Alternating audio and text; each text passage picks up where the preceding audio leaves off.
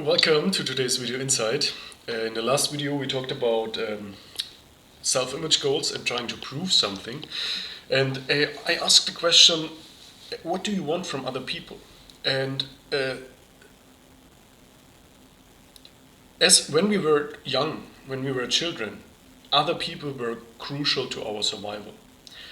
So if our parents would have discarded us, we would have died probably if no one else would have taken care of us.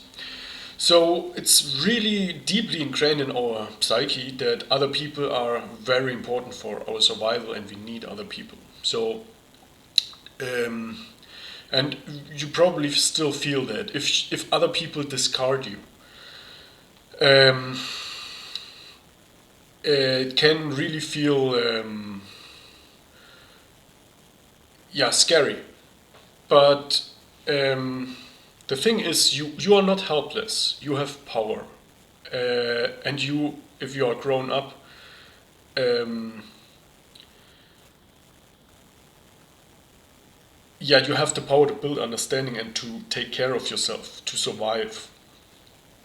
We have this deep-rooted fear of total isolation, but I think that is also a little bit irrational.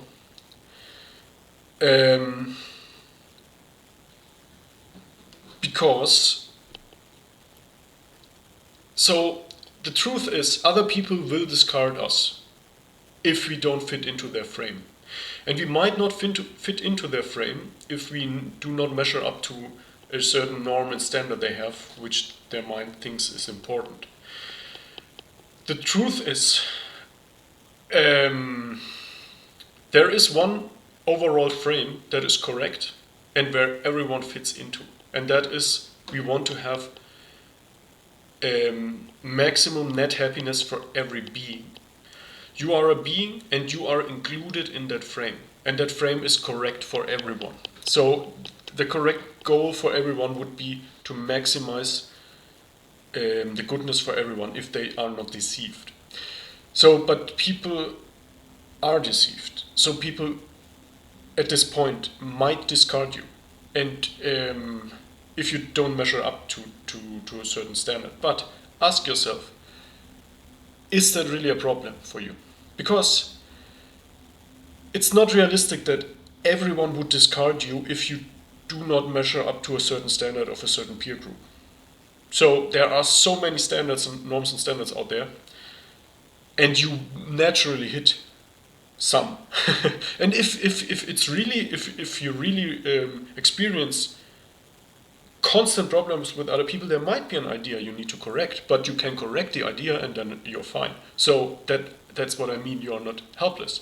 If there is really something that would isolate you, but I don't think so, that never have seen a person that's no one wanted to interact with at all. So that's basically almost absurd or not possible. So even Charles Manson, for example, had friends in jail. I don't know. So just I don't know yet. So, but I can't imagine.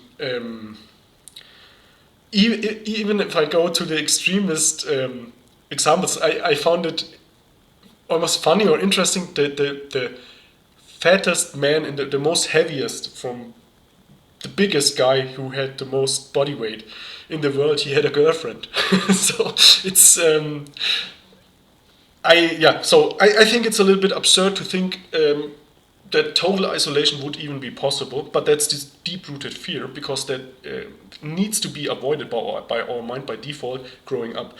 So, but let's even say no one would want to be in a relationship with you. Then you have the power to seek understanding and correct your frames, your ideas, to be in a relationship with them. So, yeah. But overall, you do not need other people's approval. Overall, you have God's approval. And